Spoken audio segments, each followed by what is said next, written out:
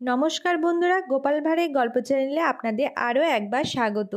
आमी प्रमिला चले एसेछि आपनादेर जोन्नो गोपाल भाड़े आज एकटी छोट्ट गल्प निये।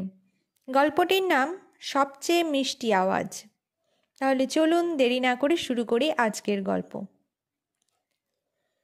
महाराज कृष्णचंद्र एकदिन राजसभाय बसे सभासददेर प्रश्न करलेन, बलो तो किसेर आवाज सबचेये मिष्टि? एकथा शुने एक सभासद बोलेन, सेतारेर आवाज सबचेये मिष्टि।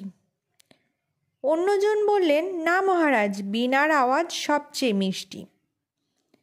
अपर एकजन माथा चुलके बोलेन, आमार मने हय महाराज, शरदेर आवाज सबचाइते मिष्टि।